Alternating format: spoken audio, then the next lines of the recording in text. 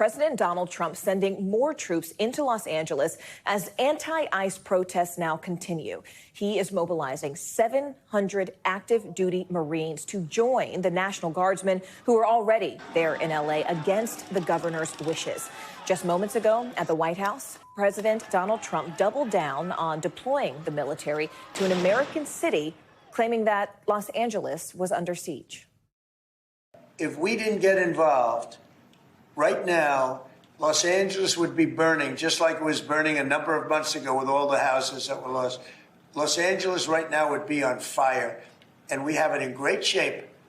We're not playing around. How will you determine whether or not there is an insurrection? Well, you'll take a look at what's happening. I mean, I could tell you there were certain areas of Los Angeles that you could have called it an insurrection.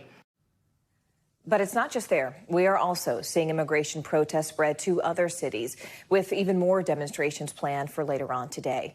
NBC News correspondent Camila Bernal is live for us right now in Los Angeles. Camila, President Trump didn't rule out sending troops to other cities if similar protests were to occur. What else did he say just moments ago there in the Oval Office?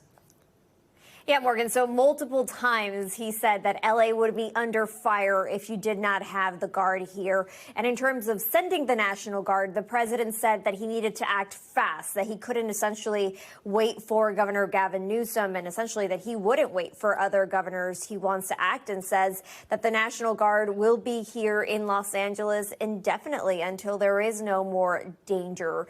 My colleague Garrick Hake also asked him about the Marines and their role here in Los Angeles. Here's what the president said.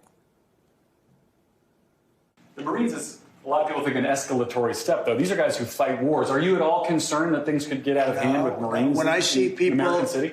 Throwing concrete into cars, when I see people, the kind of people that I saw on your network doing danger to the police and to the military and to the National Guard, no, it's okay. These are very dangerous people. They're bad people. They were met with heavy force and they folded. And I think that local leaders here and protesters would say that Los Angeles is not burning or would not necessarily be burning if the Guard wasn't here. So, of course, we're waiting to see more reaction, but I think that's not well received necessarily here in Los Angeles. Yeah, I mean, what is the current status, though, of those Marines, of the National Guardsmen who have already been sent to L.A.? Yeah, the Guard has been protecting some of the federal buildings, but we can say that the protests have been more scattered, have not been as violent as they were, say, over the weekend.